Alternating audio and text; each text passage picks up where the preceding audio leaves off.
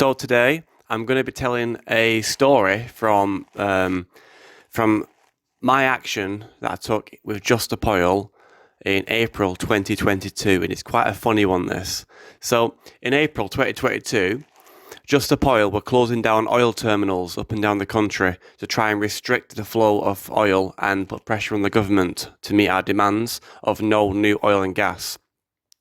Part of that strategy was digging tunnels under roads to close those roads. Because you see, if there's only one road leading from an oil terminal and you dig a tunnel under that road and close it, the police have to close that road until they can get you out safely. So that effectively closes down the oil terminal, which is what we were doing. Now, the way it was working is me and a few other unnamed individuals were all working out of a caravan site in Kingsbury. And what happened basically, we were going to use the caravan site as a base to go and dig these tunnels. And I'd been asked to come and bring my car to this caravan park so I could ferry materials around, so I could go and buy materials, like the wood for the shafts and the shovels and everything that we need. So we were set up on this caravan park, had a nice time, and we had all the stuff we needed. And I had to go and pick up some of my stuff from a self-storage unit that had been left there for like a week. So, and that was like a half an hour drive away or something. So me and my friend Jake, we got in my car, and we left the caravan site to go to the self-storage unit. Now, whilst we were driving down the road, like just a few minutes after leaving the actual caravan park, there was police vans passing us, going the opposite direction. And Jake in my front seat is going, "Oh my god, oh my god, oh my god, oh my god, the police, they're gonna arrest everybody, they found us." And I'm like, dude, calm down. There's no way that they found us already. We've been here for 1 day. There's no way they found us already.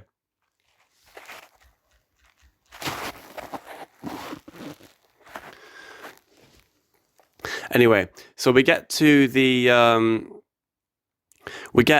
self-storage unit and we get our stuff, and we come back. So I drive back into the caravan park, and what do you know? Everyone's gone. All of our friends are gone. Ghost town. There's about 10 people, and they're all not there. So this is very suspicious, and I'm sat in my car, like window down. I'm at the window, kind of chilling like this, and we see two plainclothes detectives walking over towards the car. And I know they were detectives because I recognise her, and I'm not going to name her because this is going on the internet. But I've been arrested by that. Well, I've been arrested by that officer before, and they were now walking towards me with those blue plastic gloves that they wear when they're investigating a crime scene.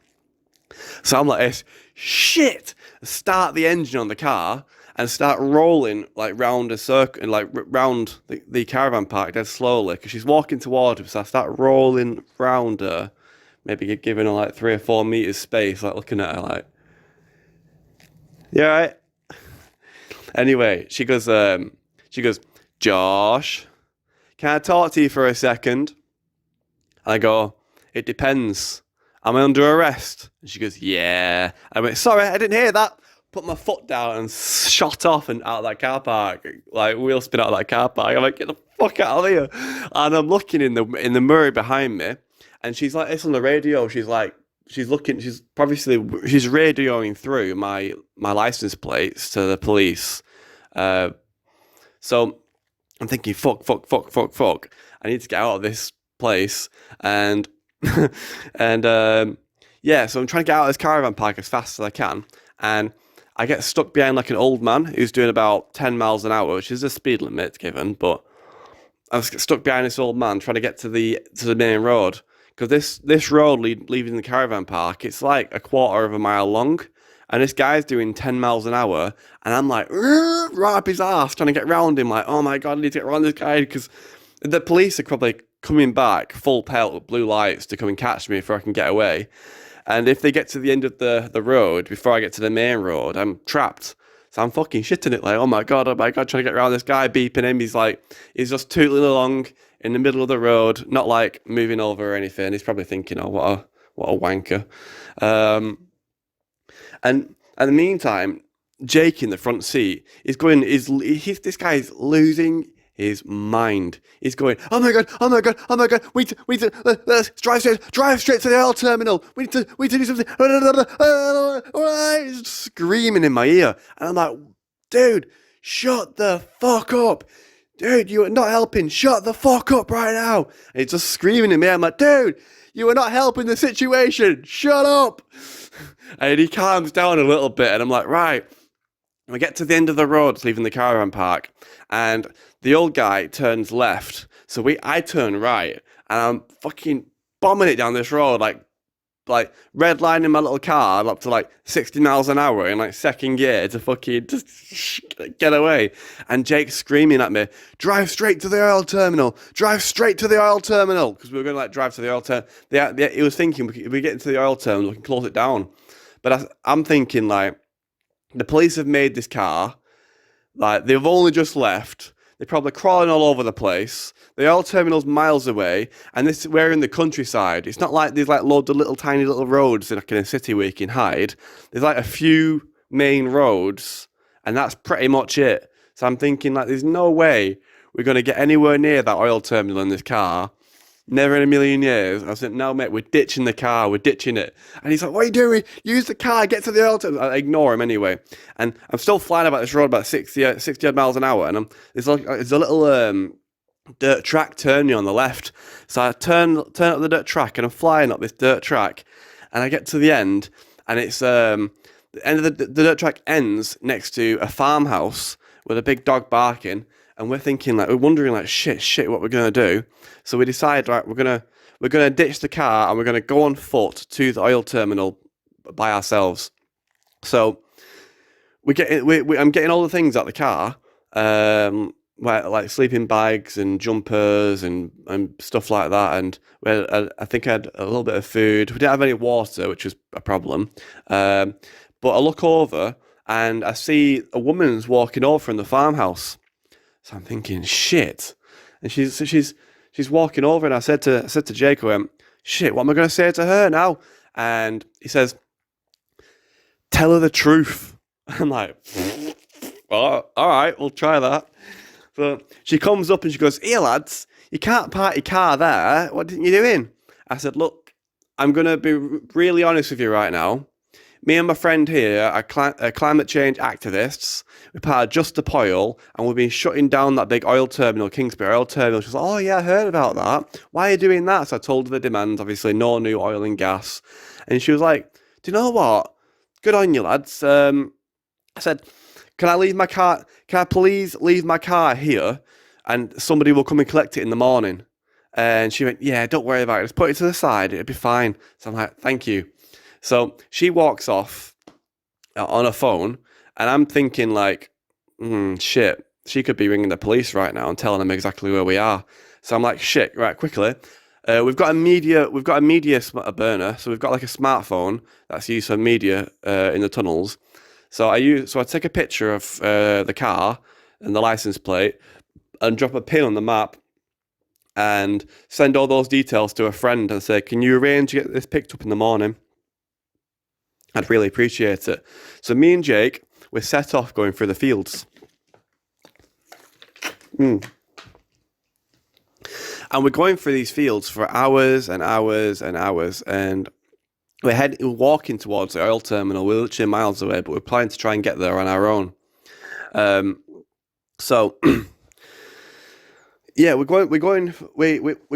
had a few disagreements along the way. It was a very stressful day, but we eventually, what we did is the path to get to the oil terminal was just too difficult, like, because we had to avoid all the roads, So we ended up getting an Uber. So I got an Uber using the burner phone, and I got us into Kingsbury. But we had some disagreement because we decided that we were going to go to. At first, we were going to go to Jake's tunnel, but we had some disagreements over this, and then we changed our mind. So we walked. So we got the taxi near Jake's tunnel, and the taxi driver fucked off, and yeah. So we then decided, right, we're gonna walk to the oil terminal and just close it down, break into it and close it down. Um, but the only problem was we'd been going for hours at this point, and we're both like quite dehydrated. So your mouth's like quite dry, and you're really thirsty. We're like that, and I'm saying to Jake, like, dude, we need to get some money. No, not money. We need to get some water. Um, we need to get some water from somewhere. And Jake's saying, no, we don't.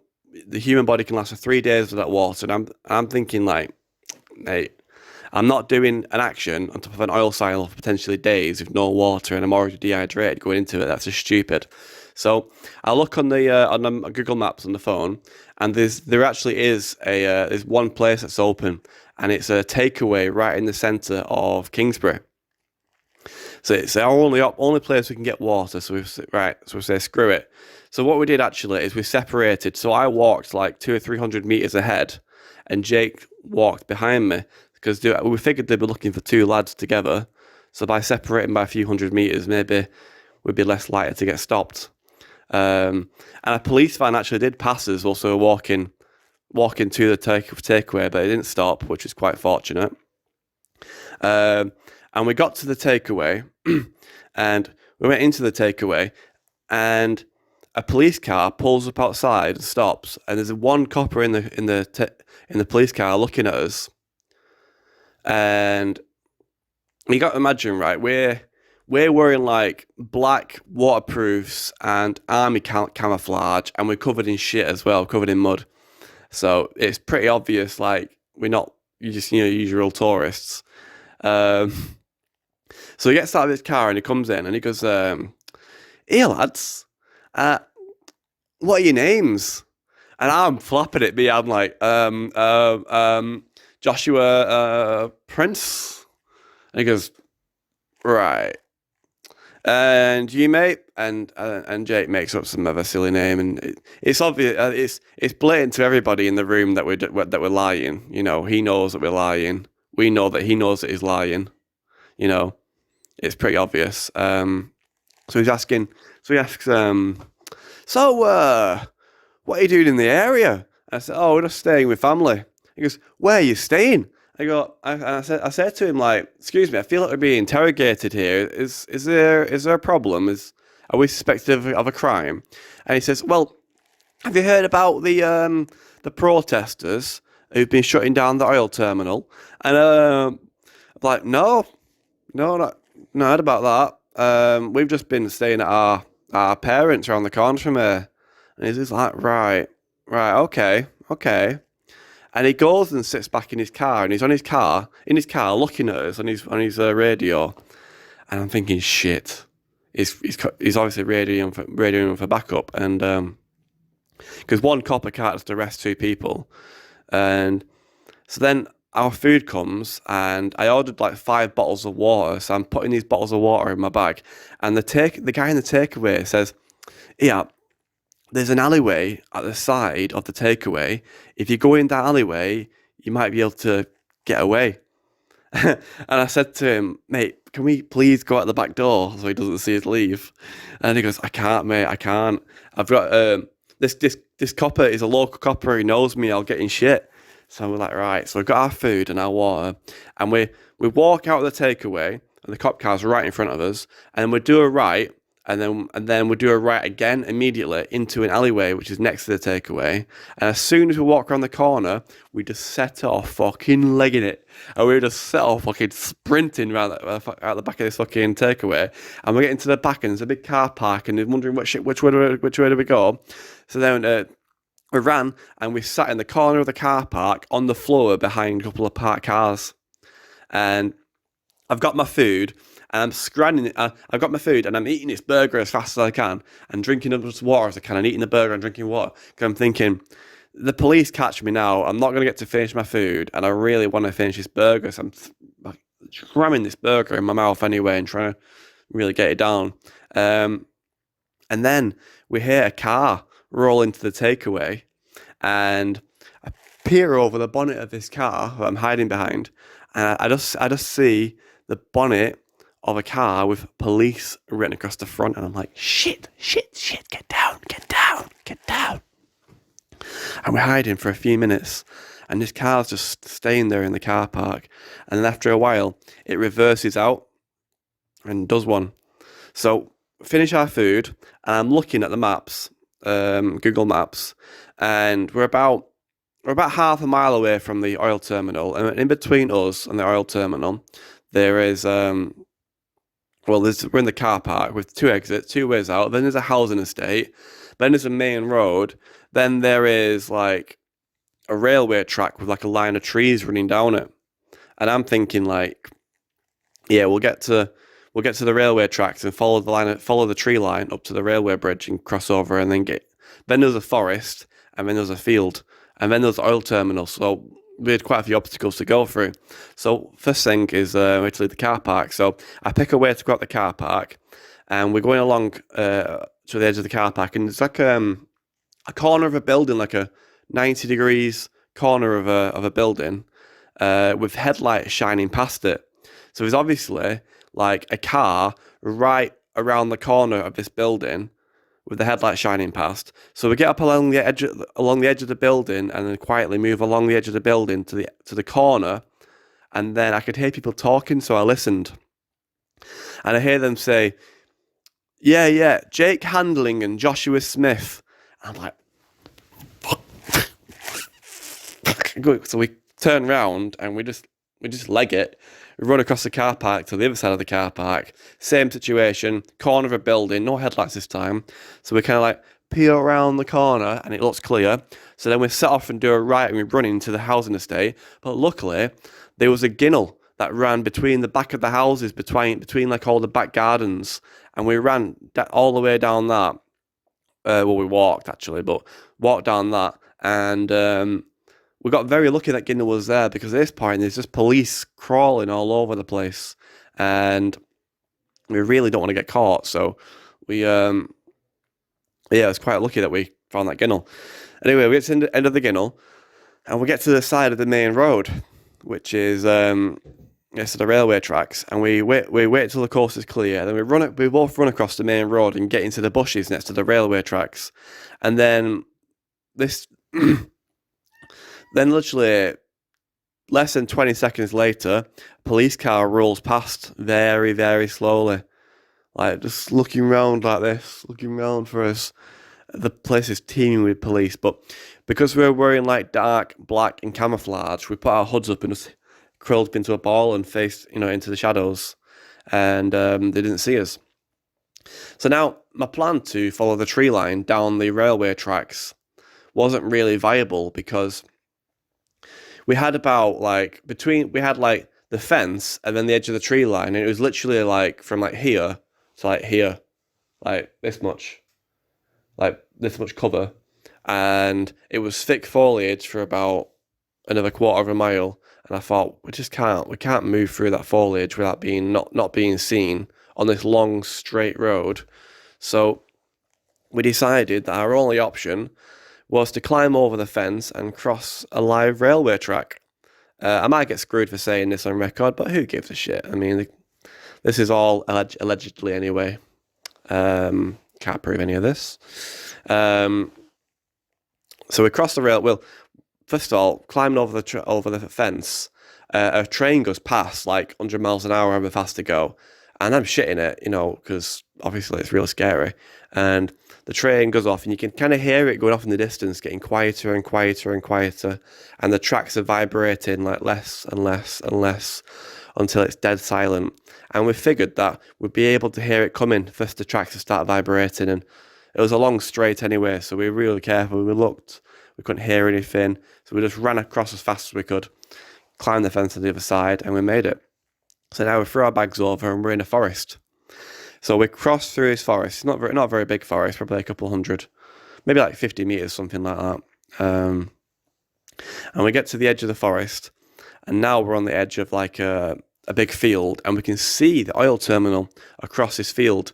These big, massive silos with floodlights on them, and a perimeter fence going all the way around it. Sorry. So what we do is we move along the tree line of this forest, going around the perimeter of the field to minimize the distance the distance of field that we have to cross to get to the oil silos, because it's very open and we weren't very visible. It was dark and we're in camouflage, but just to be careful. So we get to the as close as we can to the fence without leaving the tree line, and then we run across the field, and we hide in a bush next to the fence. And last time I was at this fence, we managed to like break it open. It was held together by like plastic zip ties, which isn't very clever, but we did manage to break it open. So me and Jake go to the fence. We start pulling at it in the same way and trying to break it open. And Jake pulls a different bit, and he manages to tear a piece up, tear a corner of it up. So I grab the corner and I hold it up, and then Jake goes under the fence. And then when I go under the fence, but nobody holds it for me, so it comes down and it gets caught on my jumper. And I'm pulling on this fence trying to get through, and it's rattling the fence.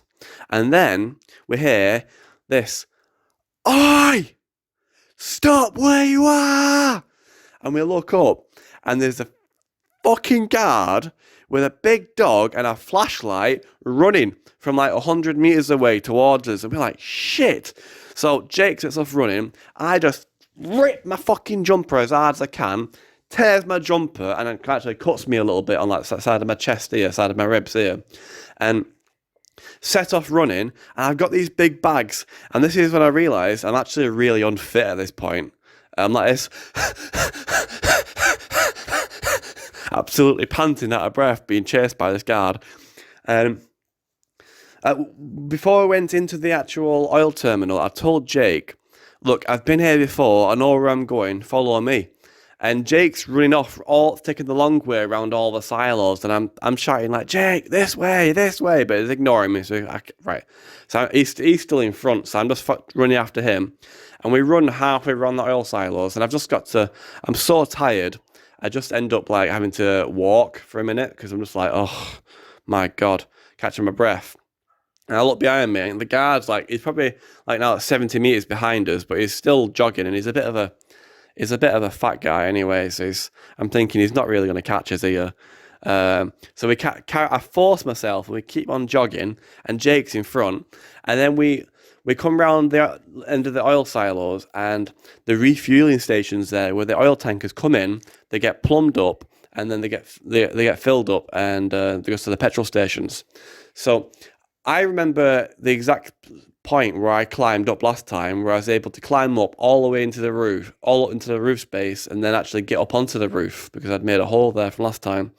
So I'm like, "Jake, it's here, climb up here, climb up." And I'm running, and Jake just fucking runs off into the distance, and I'm just like, "Jake, you fucking idiot, where are you going? Come back, Jake!" And he just fucks off into the darkness. I'm like, "Well, fuck you then." And I just started climbing up the pipework.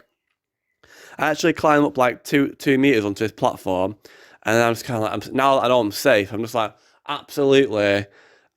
I'd never been so out of breath in my life. I was just so out of breath, and I'd just lay there for like 2 minutes.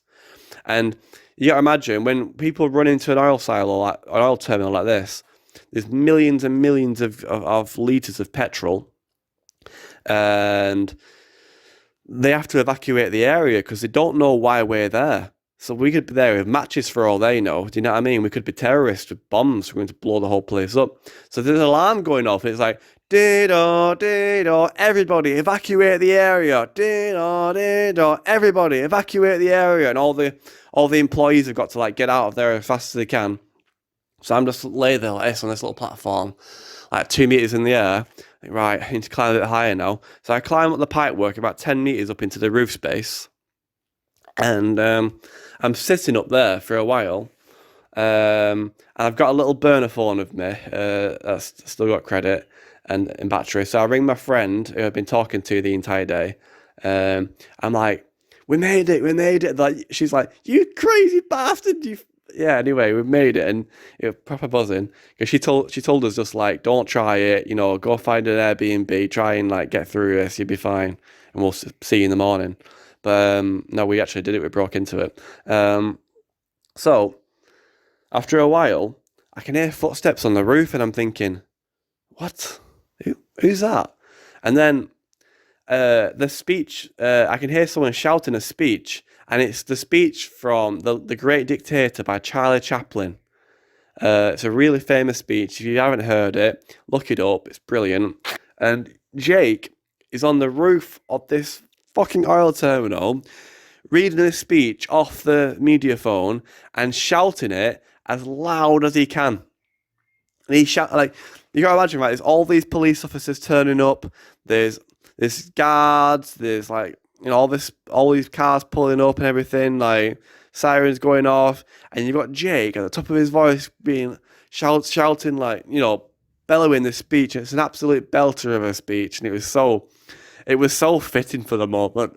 It was really cool. Anyway, so he's still on the roof, and I'm underneath the roof in the roof space. So I shuffle along this pipe. It's quite a long pipe. I'll tell you about this pipe in a future episode, but I'd been here before, so I knew where I was going. I shuffled along this pipe, and I got to a little hole in the side of the roof that I made last time, and I climbed out through the hole, and then got onto the roof, and got onto the roof of the oil terminal, and then ran up to Jake, and I was like, Jake, I made it! Giving him a big hug, and we're like, yeah, jumping, like, oh my God, I'm so buzzing right now, do you know what I mean? And then a helicopter, he comes out above us with a spotlight on us on the roof of this oil silo. We're like, why can't they? You gotta imagine this energy, right? Because we've been on the run for like 12 hours. So like since like that copper said, can I talk to you? We drove off. We've been on the run for like 12 hours at this point, and now we're on the roof of an oil terminal. A multi-million-pound oil terminal is closed because of just 2 people, and we're like, my God, yes! Like, buzzing. It was so funny. And then after a bit, anyway, we go back down into, like, I take Jake with me back down into the roof space on the pipework. And all the different coppers are like coming underneath us, and they're all trying to like talk us down, obviously. And then the copper from the takeaway comes, and he is livid. He's absolutely livid. You need to imagine, right? This guy, he had us both in the takeaway. He knew he had us both, and he let us escape. And now we're in the pipework of a multi-million-pound oil terminal that cost them £50 million a day to have closed, and it's his fault. So you can imagine, like, this guy is not happy, right? He's gonna have to explain it. He's gonna have to write a report about this. He's not happy. So he goes, "You two, you liars! I've lost all respect for you now." Oh, he's like veins popping out of his head, and we're just like, mate, what do you expect us to do? Come on! Not just gonna hold a hand up and say, oh mate, you've caught us, well done. Oh, and he's just like, you have got no integrity left. You should be ashamed of yourselves. And just walks off, and we're just absolutely crying, laughing. Me and Jen are absolutely in tears. Like when you laugh so hard that your cheeks actually hurt and your stomach hurts because you're crying and laughing that hard. It was so funny, and he was just so mad because of that situation. So yeah, he was not impressed at all, really. Anyway, long story short is we Sorry. Long story short, Jake took the first shift trying to sleep, and I went out onto the pipes. It's like on the outside where you can talk to the coppers. And I was keeping an eye out to make sure they weren't climbing up. Anyway, so I'm having a pretty good conversation with the police, and they're a bit annoyed at me because like we're not coming down. I said, look, we're being polite. You know, I'm not giving you any abuse or anything, but I'm just not cooperating with you. And they were nice, but they were kind of a bit arsey about it. Do you know what I mean? They're gonna be out there. And then after it's probably about 6 hours, I let Jake sleep for about probably like 4.5 hours. I tried to let him sleep and like try and keep all the cops' attention on me so he gets a rest. And then the idea was I was gonna then go in there and try and sleep, and he would keep their attention, and I would get some rest because the cops will try and keep you awake continuously to kind of try and drain you. Yeah, so. But after about 4.5 hours, the cops start coming up with cherry pickers. So I climb onto the roof again and tell Jake to follow me, but he doesn't. And the cops are coming up onto the roof of cherry pickers, and they're coming up into the pipes of cherry pickers all at the same time. And I've got this sleeping bag. It's actually this sleeping bag right here. That's an army sleeping bag. I just bought it. It's like wanted to keep. That's the one Jake was sleeping in. I wanted to not lose that sleeping bag no matter what, so I was hanging on to it for dear life. And I'm on the roof, and the coppers come up in the cherry picker onto the roof. And the last time they were on the roof, they weren't allowed to walk in it because of health and safety. But this time, they clap a harness onto the cherry picker and they step out onto the roof. And I'm like, shit. Because that's like the whole plan is I've blown the water now. Because originally they couldn't walk on the roof, but now they can. So now the whole plan is just fucked, right? So he kind of like tests the roof a little bit with his foot, and then unclips from the cherry picker. And I'm like, oh, fuck! So these coppers are walking towards me slowly, and I'm like walking backwards on this roof, like still quite far away from the edge, but I'm like walking backwards. I'm like, don't come any closer! Don't come any closer! And they're like, look, can we talk to you, please? And they're coming closer. So I turn around and I walk up to the edge. And on this roof, we're probably like 15 meters in the air or something daft like that over concrete. Like, so it's a pretty fatal drop. And I'm stood probably like maybe 2 meters away from this edge, and they've kind of stopped. And they went, can we talk to you? Will you come away from the edge? And I was like saying, do not come any closer. And they took like a few steps closer, and I took a few steps backwards towards the edge. And they were like, whoa, please stay away from the edge. And I'm weighing up my options. I'm thinking like, how can I make this last longer? So, I'm thinking like, if I threaten to throw myself off the roof and commit suicide, that will draw this thing out longer, but it's not going to be very pleasant. And that's not who I am as a person. Like, that goes against the grain of my character. And not only that, I would be treated as a potential suicide risk from every police station visit from now until forever. Like, they won't give me pencils or paper. They'll be really strict with me, like taking my laces out of my shoes and stuff like that. They'll think I'm a suicide risk. So I'm weighing it up and I'm thinking, I can't do that. I can't threaten to kill myself off this roof. It's just not right.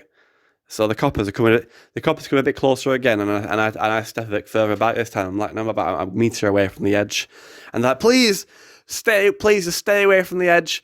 We're really concerned. We're just here for your safety, and I'm feeling really guilty, you know, because like these coppers, they seem really, really nice. Like there's a woman and a man, and they just seemed really kind and really caring and really concerned for me.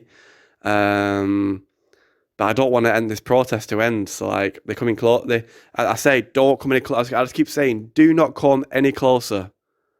And they do come a bit closer. Every time they do, I get a bit further towards the edge. So I'm kind of like implying that I might jump, but I'm not really saying it. So they're like really concerned, and I'm just feeling really, really awkward and really guilty because I'm like trying to do it. I'm trying to like imply this thing that I'm not really up for doing. And not really sure what to do. And I just think I'm there for about 10 minutes with them, like they're like pleading with me to come away from the edge, and I think, right, I just sit down on the floor. I just sit down with my legs crossed about a metre away from the edge, so they can stop flapping so much. And then they say, "Can we approach you?" And I go, "Yeah, fine, why not?" I was so annoyed because I didn't want to surrender, but I felt like I was out of options. And they came and they got their hands on me, and I agreed to walk at that point, so I walked and got in the cherry picker, and they took me down, and they arrested me, put me in the police car. I had quite a lengthy debate in the police car with the coppers. Yeah, after I got out, once I got to the police station, Nuneaton police station, the copper actually got out and shook my hand because I'd, stood my ground quite well in the debate about the climate crisis and everything and why I'm doing what I'm doing, and I've got no regrets.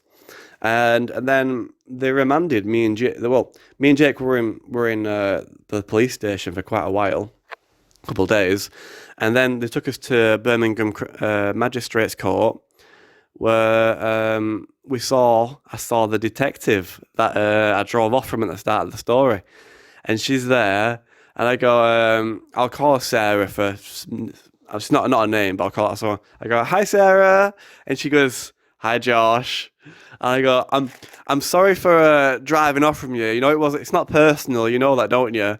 And she goes, "It felt kind of personal to me, to be honest. It kind of felt like I was just getting the finger." And I was like, "Yeah, sorry, it wasn't personal. It's all in good spirits." And she's like, "Oh yeah, don't worry about it." And yeah, we're going to the room with the judge, and she remands us in prison for like 3 or 4 days. And yeah, we spent a few days in prison, which was interesting. It was a bit like a stay in Butlins, to be honest. It was not very pleasant, but it was only a short stay. So, and Jake was my roommate, which was pretty cool. And then we got taken to court in Manchester Magistrates Court, and the court date got set for a few weeks from then. I've been in police station for about 3 days, and I've been in prison for about 4 days. I've been in custody for about a week at this point, not having freedom for a week. And they released us on bail in Manchester, which is very convenient for me. Yeah, it was brilliant. I had all my friends come meet me, and they were buying me pints. Yeah, it was pretty awesome, to be honest. And then after everyone went, I set off on my way home, and I'm walking down the street, and I've been in prison for like a week, so I'm like, it feels really strange to just be walking down the street. There's nobody following me, there's nobody watching me, there's no one telling me where to go. I've not got to be anywhere. It was a very strong feeling of freedom that I had in that moment. I was like, wow, this is quite incredible. I could turn left, I could turn right, I could stop here, I could go in a pub for half an hour, I could go get a pint. I actually went into KFC and got a lot of fried chicken. I wasn't a vegetarian at that point, so I am now. But yeah, got myself some fried chicken, and I got myself a pint after that, and just enjoying the summer sun, enjoying my freedom. So yeah, that's the end of that story, and it's taken me 40 minutes to tell it. Quite a long story, but I'm glad that I've recorded it now. I've got many more stories like this, and I'll be creating many more videos like this. If you've listened all the way to the end, then please make sure you're subscribed, and thank you. We are the tongue that speaks the truth. We are the song upon the wind. We are the courage to stand forth. We are the change that now begins. On this good green earth, we will take a stand with an open heart and a healing hand. With an open heart and a healing hand.